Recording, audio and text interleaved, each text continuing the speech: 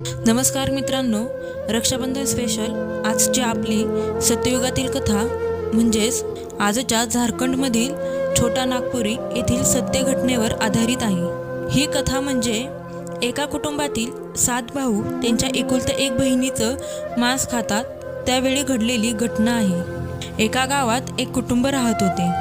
त्यात 7 भावंडे आणि त्यांची एकुलती एक बहीण होती।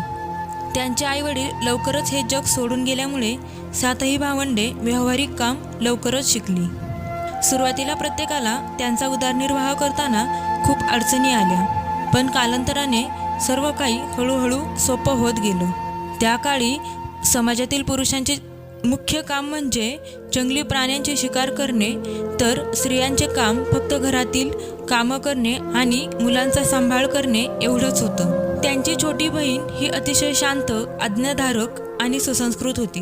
धाकट्या भावाचं त्याच्या या एकुलत्या एक बहिणीवर खूप प्रेम आणि मनापासून जिव्हाळा होता। एक दिवस ही सगळी भावंडे शेतात काम करायला गेली। त्या काळात एकत्र कुटुंब पद्धती असल्याने शेती सगळ्यांच्या परस्पर सहकार्याने केली जायची। शेतात कामाला जाण्यापूर्वी ते आपल्या धाकट्या बहिणीला जेवण बनवण्याचा आदेश देऊन प्रत्येक जण घर सोडतो। आता बहीण घरी एकटीच आनंदाने सर्वांसाठी अन्न तयार करण्याकरिता जंगलातून हिरवे साग आणते। हिरव्या सागाची भाजी बनवण्याअगोदर तिने मोठ्या उत्साहाने भाजी बनवण्यासाठी आवश्यक असणाऱ्या इतर सर्व गोष्टी स्वच्छ धुवून घेतल्या आणि त्या भाज्या कापण्यासाठी धारदार चाकू घेऊन तिने भाज्या कापायला सुरुवात केली। त्या हिरव्या भाज्या कापता कापता तिचे एका हाताचे बोट कापले आणि त्यातून रक्ताचा जोरदार प्रवाह सुरू झाला। त्यामुळे तिचा संपूर्ण हात रक्ताने माखला होता। बहीण विचार करू लागली की आता मी काय करू? जर मी घराच्या भिंतींवर माझ्या हाताचे रक्त पुसले तर माझे भाऊ बघून विनाकारण काळजी करतील आणि मी माझ्या ओढणीला पुसले तरी पण त्यांना ते दिसेलच। आता ती धर्मसंकटात सापडली होती। तिने खूप वेळ विचार केल्यानंतर तिला एक युक्ती सुचली। तिने रात्रीच्या जेवणासाठी तयार केलेल्या सागाच्या भाजीतच तिच्या हातचे सर्व रक्त पुसून तिचा रक्तस्राव थांबवला। सायंकाळ होत आली होती। सर्व भाऊ शेतातून काम करून परत आले तेव्हा तिने नेहमीप्रमाणे प्रत्येकाला स्वच्छ ताटात जेवण आणि ग्लासात प्यायला पाणी दिले। सर्वजण एकत्र जेवण करत होते। सर्व भाऊ आज आपल्या बहिणीने बनवलेल्या सागाच्या भाजीची खूप तोंड भरून स्तुती करत होते आणि सर्व तिला म्हणतात, तू आज बनवलेली ही भाजी आम्ही सर्वांनी याआधी पण अनेकदा खाल्ली आहे। आज मात्र भाजीची चव खूपच अप्रतिम आहे। पुढे ते तिला विचारतात की आज तू एवढी स्वादिष्ट भाजी कशी काय बनवली आहेस? आधी तिला थोडी भीती वाटली। जर माझे बोट कापले आहे हे माझ्या भावांना समजले तर ते खूप काळजी करतील। मग थोडा विचार करून ती म्हणते, काही नाही दादासाहेब, मी नेहमीप्रमाणेच आज पण भाजी बनवली आहे। दुसऱ्या दिवशी परत तिचे भाऊ तिला काल सारखी हिरव्या सागाची भाजी बनवायला सांगतात। आपल्या भावांच्या विनंतीवरून पुन्हा एकदा ती हिरव्या सागाची भाजी बनवते, पण आज तिच्या भावंडांना कालच्या सारखी चव लागत नव्हती।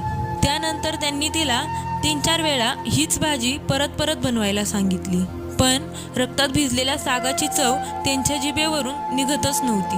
आता त्यांनी सत्य घटना जाणून घेण्याच्या उत्सुकतेपोटी 7ही भावंडांनी त्या दिवशीच्या स्वयंपाकाची पद्धती जाणून घेण्याचा आपल्या बहिणीकडे आग्रह धरला।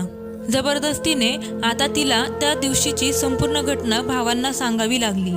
हकीकत कळाल्यावर 5वा भाऊ, जो अत्यंत लोभी आणि क्रूर स्वभावाचा होता, तो त्याच्या बाकीच्या भावांना म्हणतो, जर आपल्या बहिणीचे रक्त इतके स्वादिष्ट असेल तर तिचे मांस खायला किती स्वादिष्ट लागेल। तो असं म्हणताच सर्व भावांमध्ये एकच चर्चा सुरू झाली। सर्वात धाकटा भाऊ सोडला तर बाकीचे 6 भाऊ तिला मारून तिचे मांस खायला तयार झाले।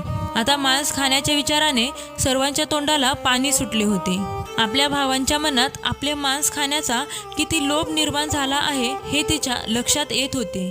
एक दिवस 7ही भाऊ शिकारीच्या बहाण्याने तिला एका मोठ्या घनदाट जंगलात घेऊन जातात, ज्या ठिकाणी त्यांनी आधीच एक उंच माची तयार करून ठेवली होती, जी सर्व बाजूंनी झाडांनी गुरफटलेली होती। आता ते सर्व त्यांनी तयार केलेल्या माचीच्या पायथ्याजवळ येऊन पोचले। थोरला भाऊ आपल्या बहिणीला म्हणाला, तू या माचीवर जाऊन बस, म्हणजे जंगली प्राणी तुझ्यावर हल्ला करणार नाहीत। अशा प्रकारे 7 भावांनी खोटे बोलून आपल्या बहिणीला त्या माचीवर बसवले आम्ही सर्व जंगली प्राण्यांची शिकार करत आहे असं कारण सांगून त्यांनी धनुष्य हाती धरले आणि ते तिथून निघून गेले. आता तिला समजले होते की आज तिचा शेवटचा दिवस आहे. तरीही तिची मनातून एकच इच्छा होती की आपल्या भावांच्या सर्व इच्छा पूर्ण व्हाव्यात आणि म्हणूनच ती माचीवर जाऊन बसली होती.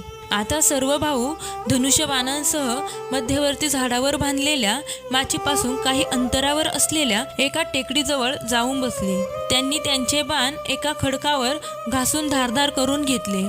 त्या टेकडीवरून प्रथम सर्वात मोठा भाऊ आपला बाण धारदार करून आपल्या बहिणीकडे धनुष्याचे लक्ष वेधून बाण सोडतो. आता बहिणीला हा सगळा प्रकार स्पष्टपणे समजला होता. तिच्या लक्षात आले होते की आपल्या भावांचा हेतू काय आहे ते. आता ती तिच्या भावांची इच्छा पूर्ण व्हाव्यात म्हणून ती त्यांना एकच म्हणते, मला मारायचे असेल तर दादासाहेब सरळ माझ्या छातीवर बाण मारा, इकडे तिकडे का मारताय. च्या तोंडून हे शब्द ऐकल्यावर सर्व भाऊ आपापले बाण धारदार करतात आणि तिच्यावर नेम धरून बाण सोडतात. परंतु पहिल्या 6 भावांचं लक्ष चुकते आणि त्यांचा प्रयत्न विफल होतो. 7वा भाऊ जो सर्वात लहान होता तो बाण सोडण्यास नकार देतो कारण त्याचा त्याच्या बहिणीवर खूप जीव होता. 7 भावांपैकी हा सर्वात धाकटा भाऊ बाकीच्यांसारखा लोभी नव्हता. आता सर्व भाऊ धाकट्या भावावर दबाव टाकून त्याला धमकी देतात, जर तो बाण सोडला नाही तर तुलाही आम्ही तिच्याप्रमाणेच मारून टाकू. असं ऐकल्यावर तो जीवाच्या आकांताने दुःखी अंतकरणाने एक बाण थोडासा धारदार करून दुसऱ्या दिशेने सोडायचा प्रयत्न करतो आणि तो हळूहळू बाण सोडतो. दरवेळेप्रमाणे बहिणीच्या तोंडून तेच शब्द उद्गारले, मला मारायचे असेल तर दादासाहेब सरळ माझ्या छातीवर बाण मारा. इतक्यात धाकट्या भावाचा बाण तिच्या छातीला लागतो आणि तिच्या शरीरातून तिचा आत्मा बाहेर निघतो. आता तिचा आत्मा त्याच ठिकाणी भरकटत राहतो. तिचे भाऊ तिच्या शरीराचे मांस खाण्यासाठी किती प्रलोभित आहेत आणि धाकट्या भावाला तिचे शरीर कापून टाकण्याचा आदेश देत असतात. ते त्याला जबरदस्तीने मारहाण करत आहेत हे सर्व ती पाहत होती. बहिणीचे मांस शिजवण्यासाठी ते आपल्या लहान भावाला वाळलेली लाकडे आणण्यासाठी जंगलात पाठवतात. धाकटा भाऊ जंगलात लाकडं शोधत शोधत भरपूर लाकडे गोळा करतो आणि विचार करतो, मी एवढी लाकडे कशी घेऊन जाऊ. आता माझ्या दादांनी दिलेली ही दोरी तर 7 तुकड्यांमध्ये दिली आहे. मी हे 7 तुकडे जोडले तरीही दोरी या लाकडांना बांधूच शकत नाही. उशीर होण्याच्या भीतीने तो दुःखाने आपल्या बहिणीच्या आठवणीत रडू लागतो आणि त्याचे अश्रू जमिनीवर पडतात. त्याला रडताना पाहून तिथे एक नागदेवता येते आणि ती त्याला विचारते, बाळा तू का रडत आहेस. तो इकडे तिकडे पाहतो पण त्याला कोणीच दिसत नाही. नंतर त्याला तिथे एक नागदेवता दिसते. तो नागदेवत्याला त्याची संपूर्ण हकीकत सांगतो.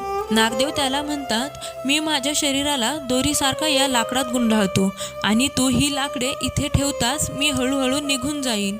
हे ऐकल्यावर तो आपले डोळे पुसतो आणि नागदेवतीला नमस्कार करून ते सांगतील तसं तो करतो. दोरीचे 7 तुकडे असूनही त्यांच्या धाकट्या भावाने जंगलातून एवढी लाकडं कशी काय आणली पाहून सर्व थोरले भाऊ चकित झाले. त्यानंतर ते त्याला घागरीत 7 छिद्रे करून पाणी आणायला पाठवतात. लहान भाऊ पाणी आणण्यासाठी जवळ असलेल्या एका विहिरीवर जातो आणि त्याची घागर भरतो, पण त्यात छिद्रे असल्याने सर्व पाणी बाहेर पडते. तो परत तिथे बसून रडायला लागतो आणि म्हणतो, मी पाण्याशिवाय परत गेलो तर माझे मोठे भाऊ मला मारतील.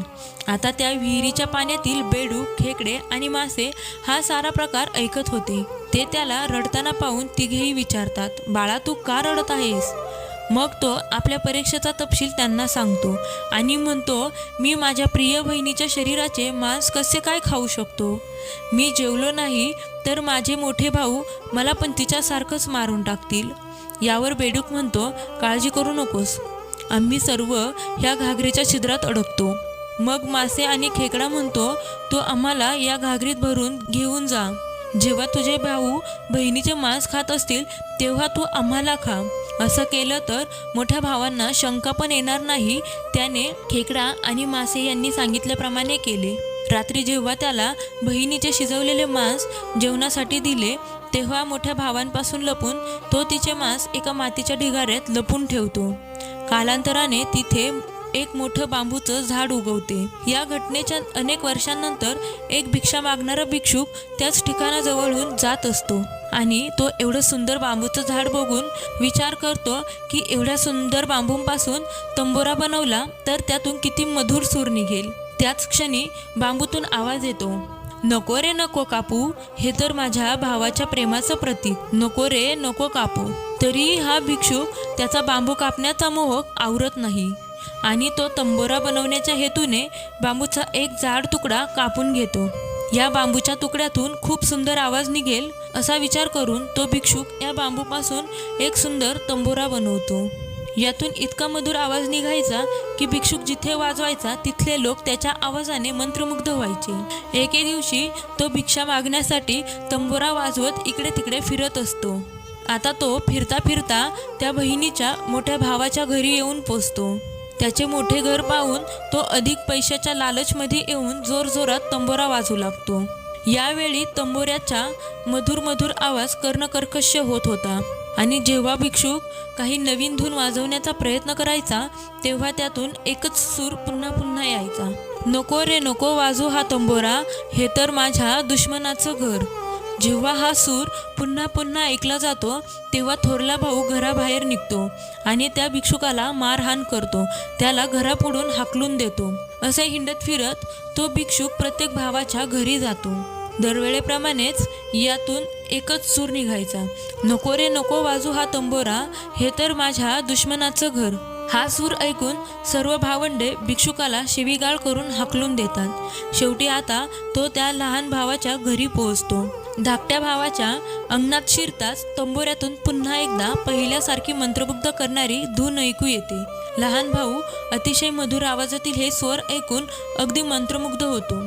तो ही धून ऐकल्यानंतर स्वतःला थांबू शकला नाही आणि त्याने भिक्षुकाला ह्या तंबोऱ्याची मागणी केली. त्या बदल्यात त्याने त्याला सोन्याच्या खूप सगळ्या मोहरा दिल्या.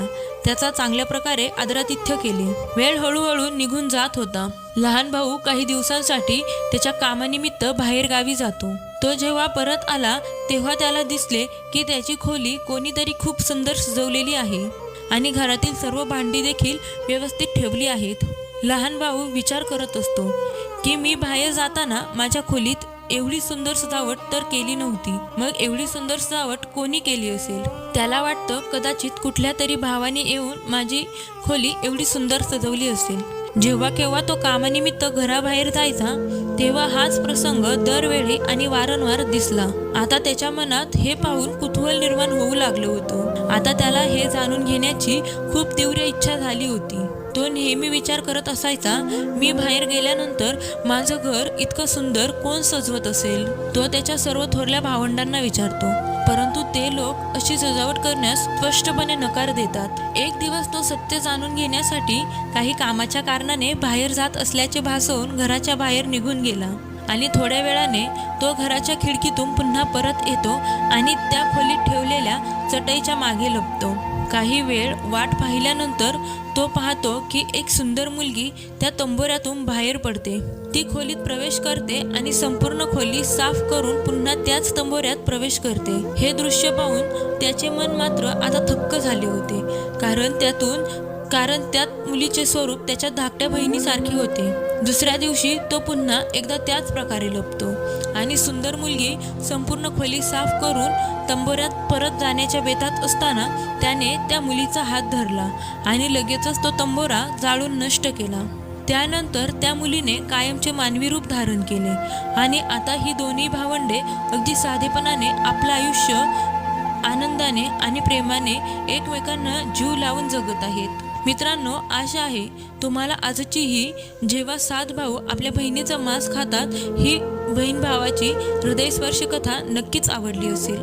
अशाच अजून हृदयस्पर्शी कथांसाठी जीवनयात्रा या चॅनलला नक्की सबस्क्राईब करा आणि व्हिडिओ आवडला असेल तर व्हिडिओला एक लाईक नक्की करा.